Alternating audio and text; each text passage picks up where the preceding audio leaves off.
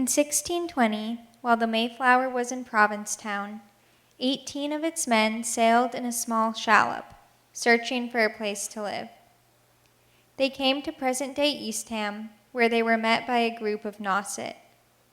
After a brief but violent encounter, the English left towards today's Plymouth. In 2020, we remember this first encounter. We explore its meanings for today and tomorrow. Hello and welcome back to the Sunset Series. My name is Joanna Hollick and I'm the coordinator of the Sunset Series with Eastham 400. I'm here today with Patty Donohoe, who is an officer with the Eastham Historical Society and who works in archives at this schoolhouse here. Welcome. Thank you very much, Joanna. Glad to be here. Thank you. And happy Father's Day to all of the fathers out there. Today we'd like to talk a little bit about some of the founding fathers of this town of Eastham. So Patty, could you start by telling us a little bit about who these founding fathers were? I'd be glad to. The first person I'm going to mention is Thomas Prince, then John Doan, Nicholas Snow, Josiah Cook, Richard Higgins, John Smalley, and Edward Bangs. These were the 7 heads of household. And did these 7 men move here alone, or did they come with their families? They did come with their families. There were 49 individuals in all. Some of the women were already having other children. They were pregnant, and so they count the 49 as those who actually were born in Plymouth. And can you explain a little bit about why these English people decided to move from Plymouth to Eastham? We think that it was because they were never really satisfied and happy with the land. It was a very interesting place to go to. It had enough room, at least initially it did. But they never were completely satisfied, according to Governor Bradford, who wrote the book on Plymouth Plantation. He said that in his book as a quote. I often think of it as they were just crowded. Their families grew quickly. If you could see these family trees that are on the easel, they started out just being, young couples, and then quickly their families expanded. 2 of the gentlemen were 54 years old, but most of them were about the same age. They were born around the year 1600, and so they were really, productive and having lots of family join. So they moved here to Eastham, and I assume that they had to build their own houses when living here. Do you know anything about that? Where did they live while they were building these houses? We think that, and I'll just backtrack a little bit to your question, that they also came here. They were a minority. There were many Nausets living here, hundreds of them. And so they were a minority in the neighborhood. And I would suspect that, just like any good neighbor, they would ask advice. And that worked for them quite well in Plymouth. They were very much collegial, with the Massasoit and the Wampanoag. And so I would imagine that they said, well, let's try a different house model. The model they tried initially in 1620 was not very successful. It was made of sapling and leftover canvas from the sails, and it didn't protect them. So half of them died of that, being exposed, and also other reasons. But when they came here, I think they were smarter and wiser, and I would imagine that, and I've seen it in print, that people speculate that they would have built weetus, maybe even with the natives' help. So did they live in these weetus permanently, or was that more of a temporary housing arrangement while they built their own dwellings? It was temporary. I think they were looking to have more of an English cottage kind of model. And I've read somewhere that it was post and beam structure with clapboard and shingles and anchored with mammoth brick chimneys. And that's actually from the Mayflower by Philbrick that he made that description. And that was from 1650. So it was around that same era that this was the model house. And I believe we have a picture of Governor Prince's house. He was one of the leaders of the group.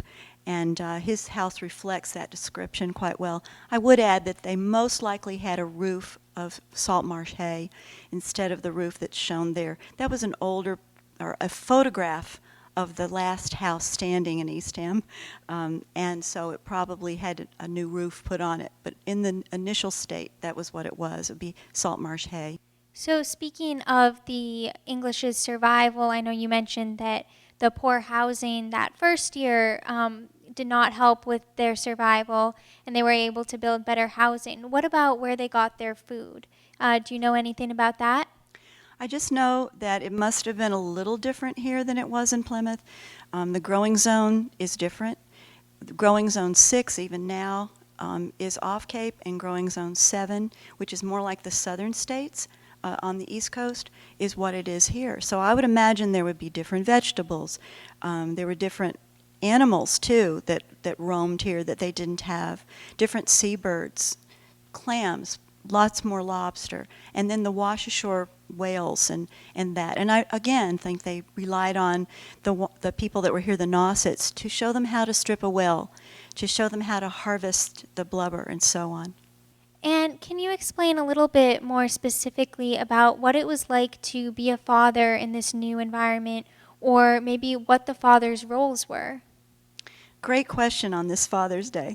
I brought some family trees. We actually sell these at the schoolhouse for those who are doing their family research and want a tree.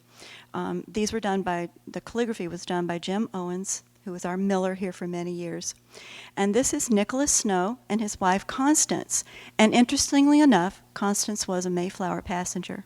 So they had 12 children in all, according to the records that we have, but only 9 survived into adulthood. So I think he was the first clerk, or Clark, as they would have called him in English, with an English accent. And he was a very important man in that he did some surveying and so on. He held many jobs within the group. So each of the fathers, did they each have a specific role within the community?